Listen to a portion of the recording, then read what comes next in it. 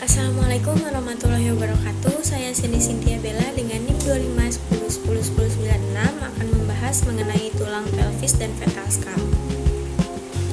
Pertama-tama saya akan membahas tentang pelvis terlebih dahulu. Pelvis itu dibagi menjadi 3 bagian. Yang pertama ada os coxae, kemudian os sacrum, dan yang terakhir os coccygeus. Os coxae itu dibagi lagi menjadi 3 bagian. Yang pertama ada ilium, isium, dan pubis. Saya akan membahas mengenai ilium terlebih dahulu. Ilium itu dibagi menjadi beberapa bagian. Yang pertama ada ala os ilii, kemudian ada crista iliaca, ada spina iliaca anterior superior, spina iliaca anterior inferior. Kemudian pada bagian belakang ada spina iliaca posterior superior dan spina iliaca posterior inferior. Kemudian ada acetabulum dan ada incisura ischiadica mayor. Kemudian masuk ke bagian isium. Di bagian isium itu ada korpus, yaitu badan dari isium itu sendiri. Kemudian ada tuber ischiadicum atau biasa dibilang tulang duduk. Ada ramus superior dan ramus inferior.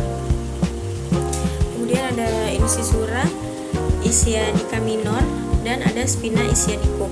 Incisura ischiadica minor itu yang ini karena di sini kurang jelas. Kemudian ada foramen obturatorium. Selanjutnya saya masuk ke bagian pubis. Bagian pubis juga ada korpus, yaitu badan dari pubis itu sendiri. Kemudian ada ramus superior dan ramus inferior. Dan yang terakhir ada simfisis pubis. Selanjutnya masuk ke bagian sakrum. Selanjutnya saya akan membahas bagian os sacrum.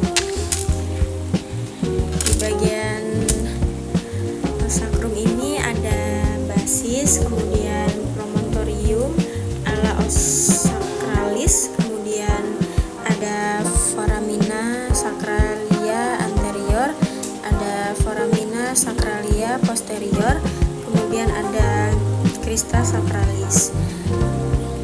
Dan di sini ada hiatus sacralia. Itu adalah bagian rongga pada bagian sacrum. Nah, seperti ini.